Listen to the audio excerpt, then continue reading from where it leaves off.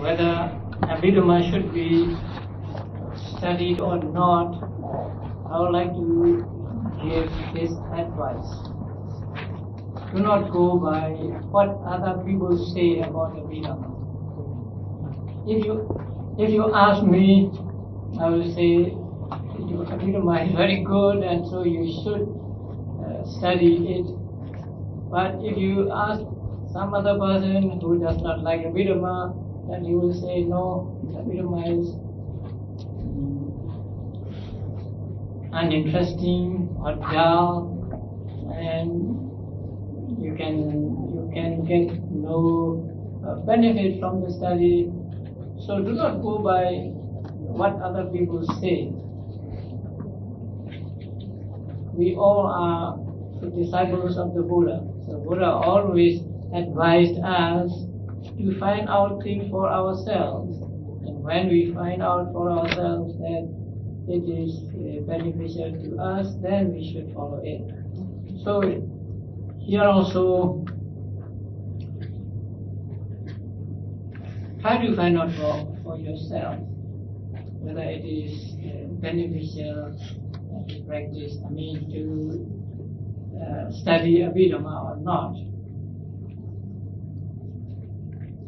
And if you find it beneficial for you, if you find it worthwhile to study, then do it by all means.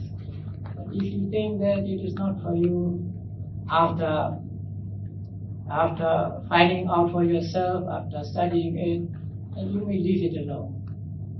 So, Abhidhamma is something that is, like I said, that is essential for the correct understanding of the teachings of the Buddha. Now we go to the Abhidhamma books. Now, Abhidhamma is one of the three baskets of the Buddha's teachings. So the first one is Vinaya Pitaka, the second one is Sutta or Sutta Pitaka, and the third Abhidhamma Pitaka. And Abhidhamma Pitaka consists of 7 books. So on one page you will find these 7 books. So the first book is called Dhamma Saṅgaha. Dhamma Saṅgaha means the classification of the Dhammas, classification of consciousness, and then the mental factors arising together with different types of consciousness, and also the material properties. And the second book is called Vibhanga. It is the analysis of the Dhammas. So in this book, the terms are defined with many synonyms, and also the 5 aggregates and so on are analyzed in great detail. And the third one is called Dhatu Katha, discussion of Dhammas taught in Dhamma Saṅgaha. Now here, Dhatu does not mean just elements, but Dhatu here means all the subjects taught in the first book, that is Dhamma Saṅgaha. And then number 4 is called Puggala Paññatti, designation of types of beings. Now this is one book that is not really Abhidhamma, although it is included in the Abhidhamma Pitaka, because in this book individuals are described, or in other words, the conventional terms are used in this book. So it is not actually the Abhidhamma proper. And number 5 is Kathavatu, points of controversy. Actually, this book is added at the 3rd Buddhist Council. Now the commentaries say that when Buddha taught Abhidhamma to the gods in Tawadiksa heaven, and when he came to this book, he just mentioned like table of contents, and taking those table of contents as the basis for this book, the Venerable Moggaliputta Tissa at the Third Buddhist Council preached this book. Now this book is actually a book of debate. A book of debate between Theravada and other opinions. So this is also not Abhidhamma proper actually. And it is not easy to understand because it is in the form of debate, and sometimes if you do not read from the beginning, sometimes you may not know whether a statement is by the opponent or the defendant. And the sixth book is called Yamaka. Yamaka means pairs, so book of pairs. That means book of pairs of questions, pairs of answers, and so on. And the seventh is called Patthana, the book of causal relations. Now the seventh book is the most comprehensive and also considered to be the most profound of the 7 books of Abhidhamma. In this book, the 24 types of causal relations are mentioned, and then the relationship between mind and mind, mind and matter, matter and mind, mind and matter, mind and matter, and so on are described. We take this book to be the most profound of the 7 books of Abhidhamma. I hope you all know that Buddha spent 7 weeks after his enlightenment under the Bodhi tree and near the Bodhi tree. So after his enlightenment, Buddha did not preach yet, but he stayed under the Bodhi tree for 7 days and then went to a place and stood there and looked at the place where he sat for 7 days and so on. And during the 4th week, it is said that Buddha contemplated on the Abhidhamma. So when he contemplated on the Abhidhamma, nothing happened when he contemplated on the first 6 books. But when he contemplated on the 7th book, Patthana, 6 colored rays came out of his body. Now you all are familiar with the Buddhist flag. How many colors are there in Buddhist flag? Actually 6 colors. Blue, red, blue, yellow, red, white, and pink, and then the mixture of these 5. So altogether there are 6 kinds of rays. So these 6 kinds of rays that came out of the Buddha when he contemplated on the 7th book of Abhidhamma. That was because the first 6 books, although they were very difficult for us, very profound, but for the Buddha, for the Buddha's super wisdom, they are not deep enough. So when he was contemplating on the first 6 books, his super wisdom was like a big whale put in a small tank, so that the whale could not move about as it likes. In the same way, his super wisdom could not get enough space to move about. But when Buddha contemplated on the 7th book, his wisdom was like the whale put back into the ocean. So when the whale was put back into the ocean, he would be very glad and he would move about freely. So in the same way, when Buddha reached the 7th book, his super wisdom got what he wanted, and his super wisdom can go deep into Vipassana, and Vipassana was deep enough for his super wisdom to go about. And so when Buddha was contemplating on the seventh book, he became very glad. So when his mind was glad, his heart became clear. And when his heart became clear, the other material properties also became clear, and that is why the rays of six color came out of the body of the Buddha. So the seventh book is said to be the most profound and then also the most comprehensive. Now, during the time of the Buddha, it may be enough for the disciples to understand these seven books without other help. But as time went on, when the disciples became removed from the Buddha by time, they began to need some books for explanation of these seven books of Abhidhamma. So the commentaries were written on these seven books of Abhidhamma, and these commentaries were later compiled into one commentary by the Venerable Buddhaghosa. So the Venerable Buddhaghosa in the 5th century AD wrote the commentaries to Abhidhammattha.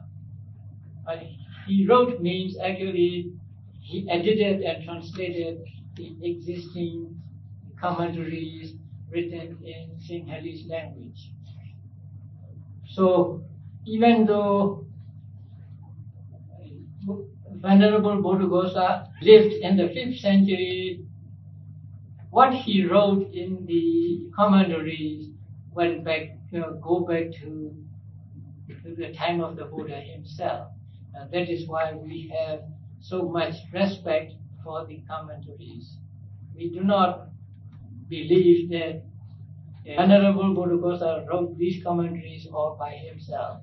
Actually, he was just the compiler and the translator of the existing commentaries, and that go back to the time of the Buddha himself, and that is why we have so much respect for the commentaries. And also, without the help of commentaries, in many places, we cannot understand the teachings of the Buddha.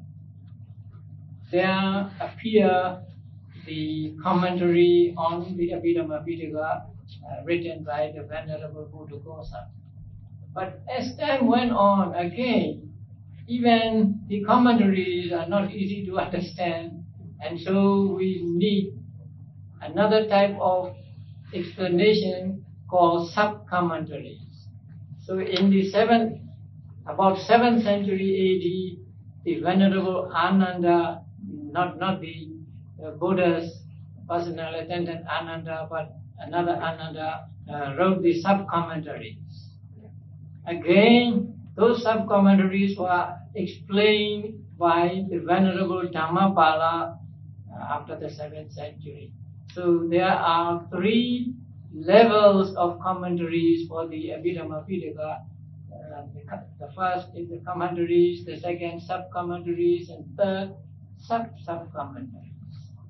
And then later, the authors wrote treatises on Abhidhamma, both in Pali language and in other languages as well. So there are now many books on Abhidhamma, both in Pali and other languages. Now, as I told you before, it is almost impossible to go into Abhidhammattha without the basic knowledge. Right. And the basic knowledge of Abhidhamma, we find it difficult to get, because you have to go through all 7 books in order to know which is essential and which is not. And so, to our joy, maybe there appeared in the 11th century a book called Abhidhammattha Saṅgaha. Now this book, the original of this book is the Abhidhammattha Saṅgaha. So this book is the translation and explanation of that book. So that Abhidhammattha Saṅgaha was written by a native of South India. His name was Anuruddha. All the fundamental teachings of Abhidhamma are treated in this small book.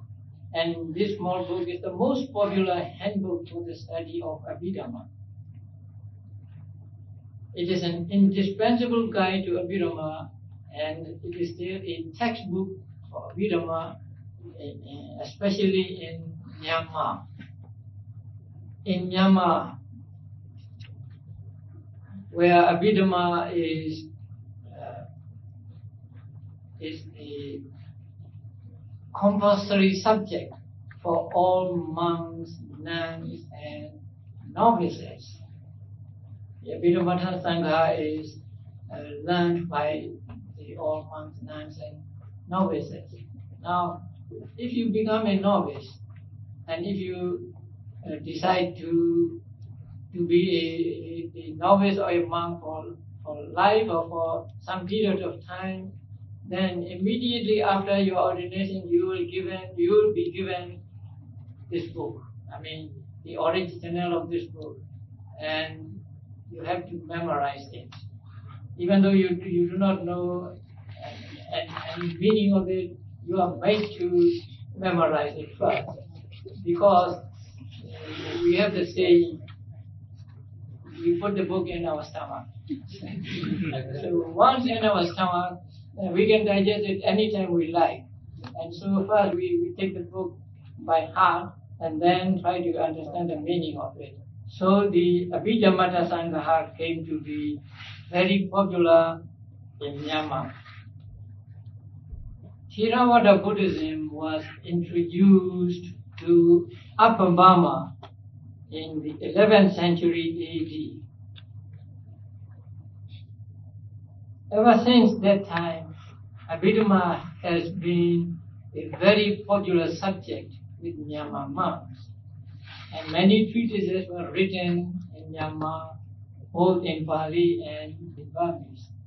So, in a book published in 1968, in the introduction of that book, all the treatises of Abhidhamma available were listed there, and there were 333 treatises at that time.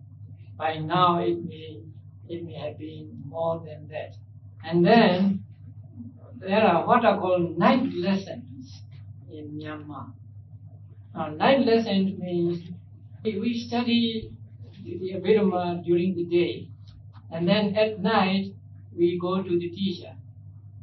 And no lights or very, very faint lights. We go to the teacher without books, and then we recite what we have learned during the day, and the teacher would give explanations to what we have learned. And so we learn in that way. And that is a very good method of making yourself familiar with the intricacies of Abhidhamma. I think because of these night lessons, Burmese monks are more familiar with Abhidhamma than monks of other countries. And we have to thank our ancient teachers for creating this kind of study.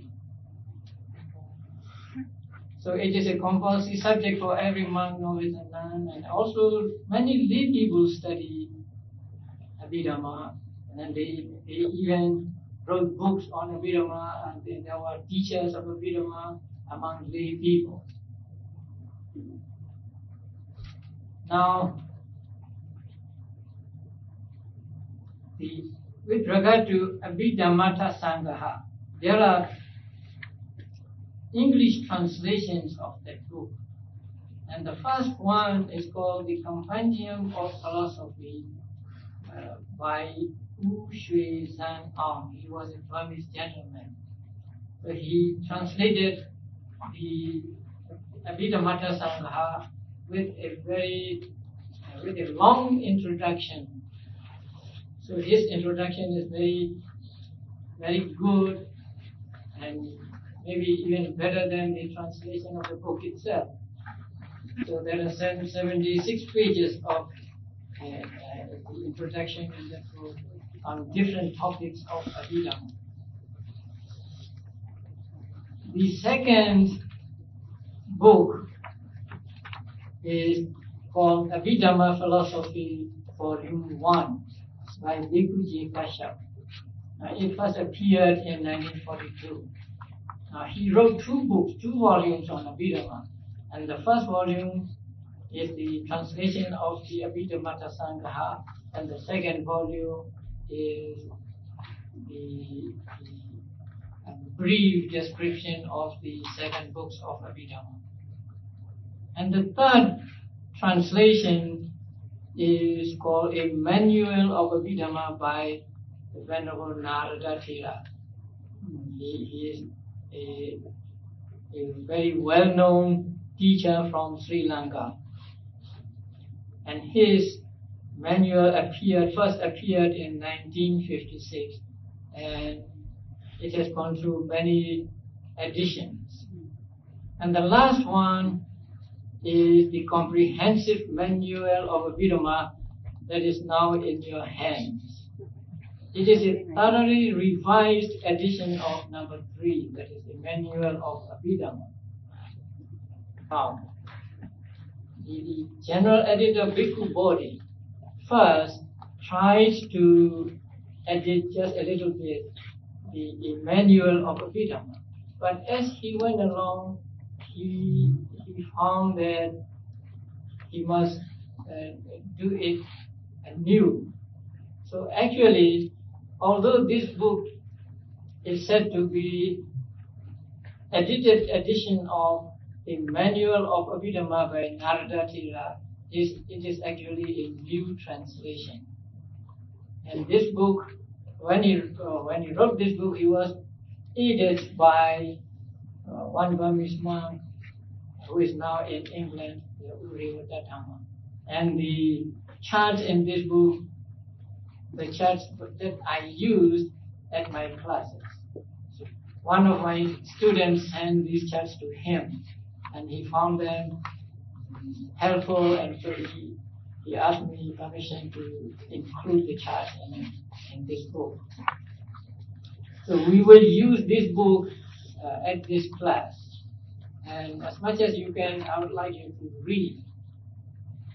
If you can, please read some pages before you come to the class.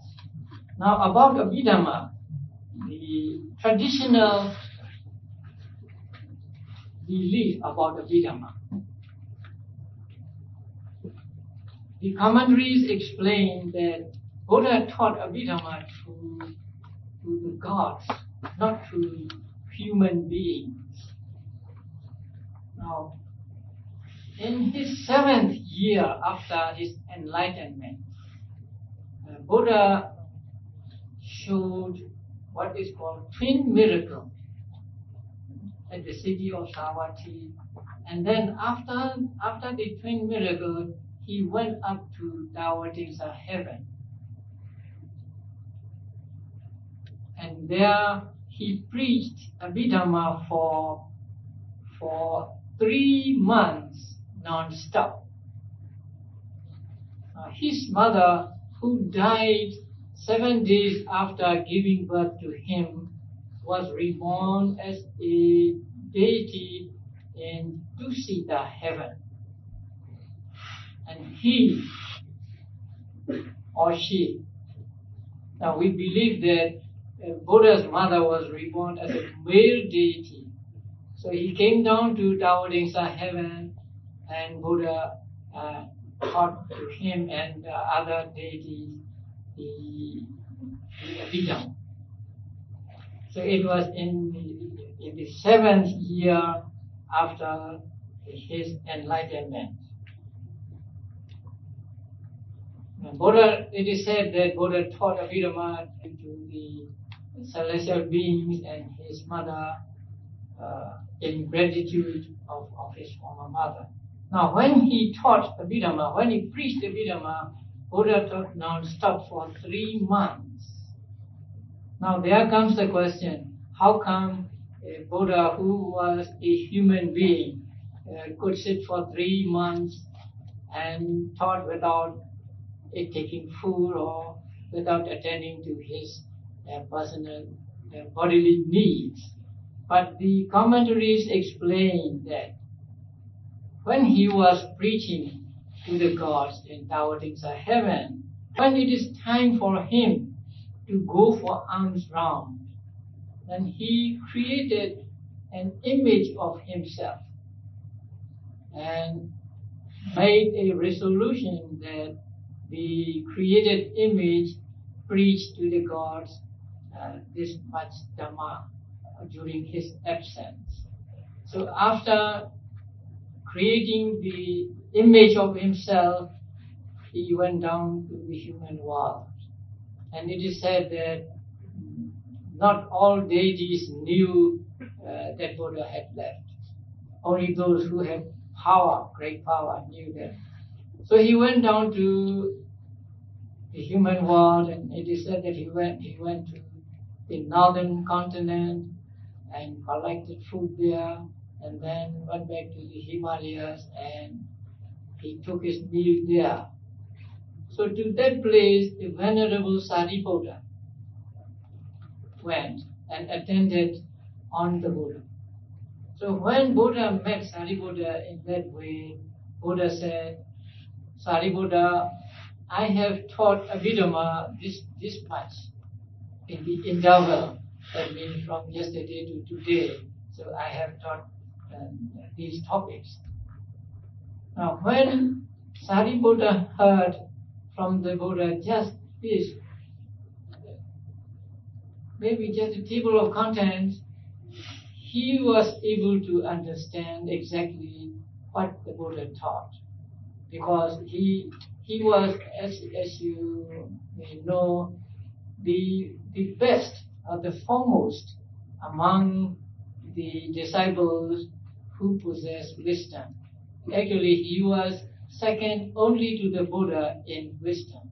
So when the Buddha said, I have taught Abhidhamma from such a place to such a place, he understood what the Buddha taught. And then about evening, Buddha went back to Taotics of heaven and took his place and continued his teaching of Abhidhamma. Now, the Venerable Sariputta every day went back to where he was living, and he taught Abhidhamma to his 500 disciples. So that was done every day for 3 months. But when he taught to his pupils, he made it understandable for his disciples. That means he did not teach everything he knew about Abhidhamma. He taught them Abhidhamma just enough for them to digest. So this went on every day. And it is said that his teaching to his disciples and Buddha's teachings to the gods ended at the same time. Now, these 500 pupils of Sariputta had a past. In one past life, it is said that they were born as bats. So, as bats, they were living in a cave. And in that cave, there were 2 monks who were studying Abhidhamma. And so they recited Abhidhamma every day in that cave.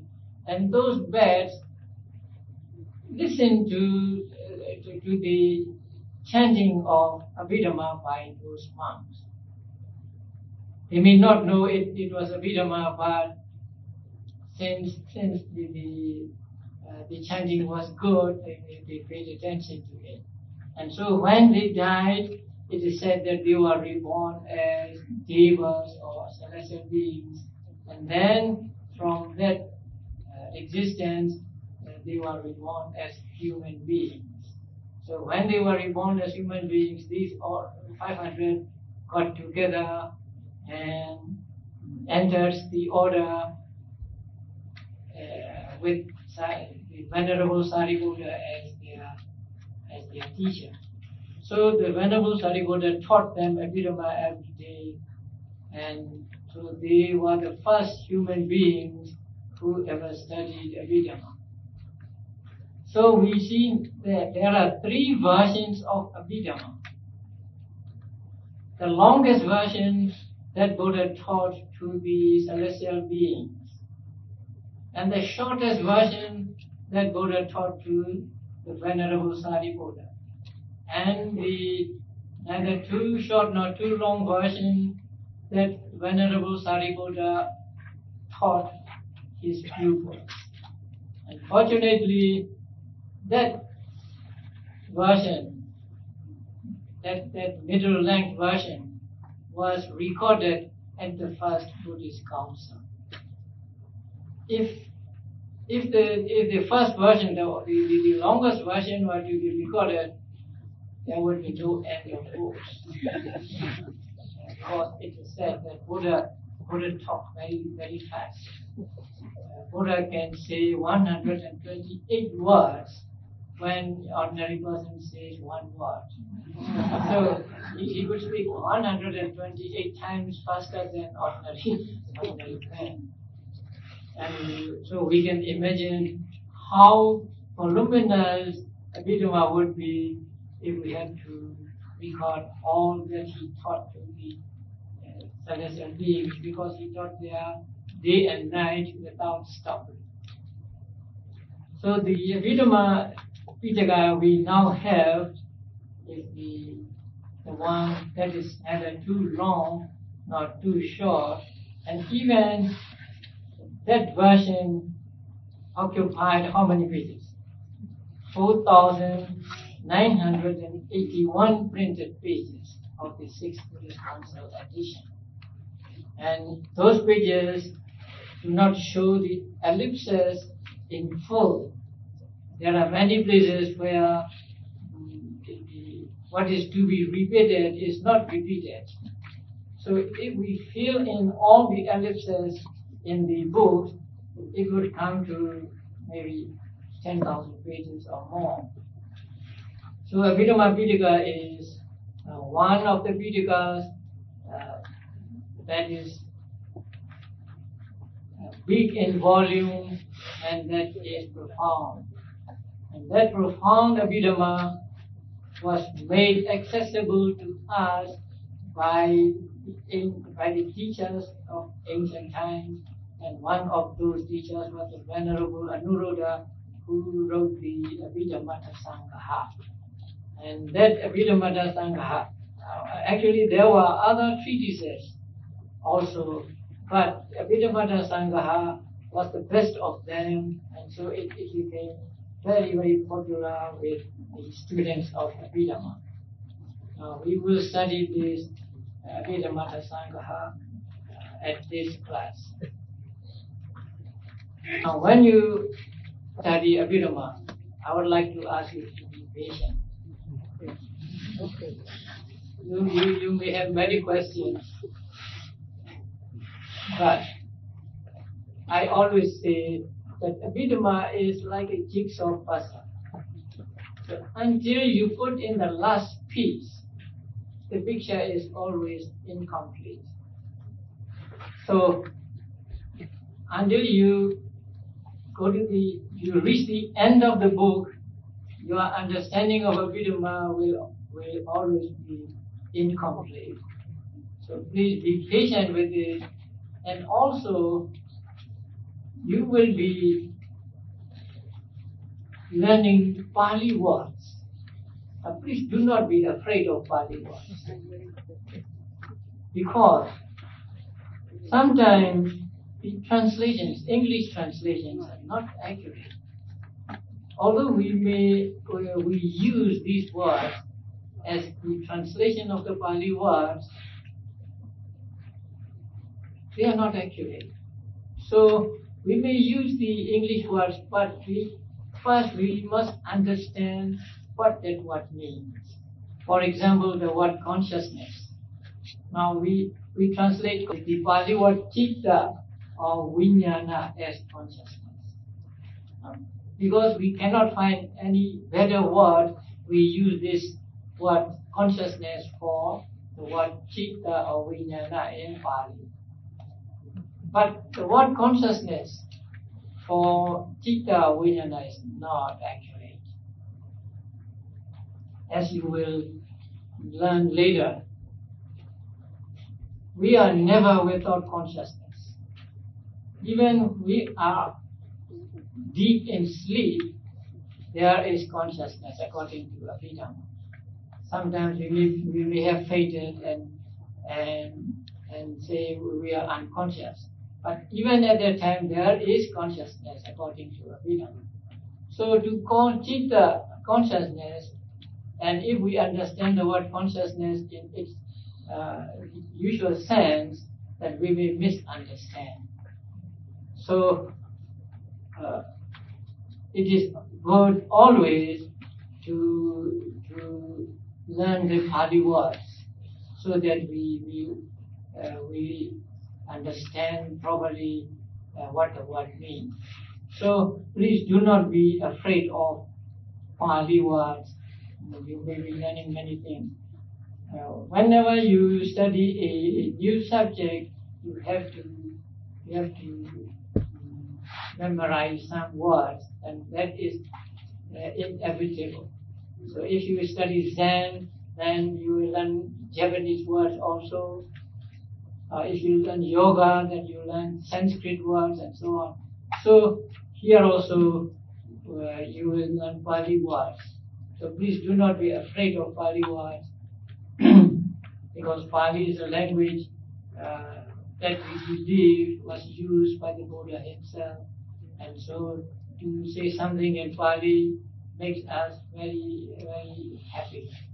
Now that is why when at the pujas or services, we still use Pali. We still, when we chant in Pali and so on. So please do not be afraid of Pali words. And after some time, or after you get acquainted with some Pali words, I can say you will prefer to use Pali words then. You will not want to use the English translations. So please be patient with the Abhidhamma and do not be afraid of Pali words.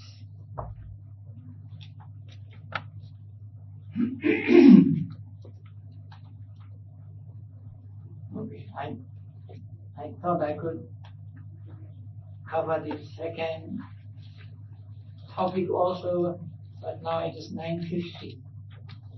So today we will stop here. We will have a few minutes for questions and answers. Anybody have any questions for Sayādaw? Please go to the mic right in the center.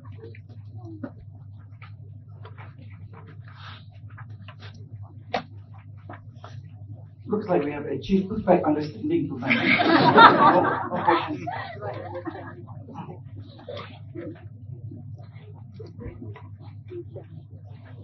Interesting. So with that, I will ask everybody to rise, put your palms together, while Sayādaw and the Venerable keep their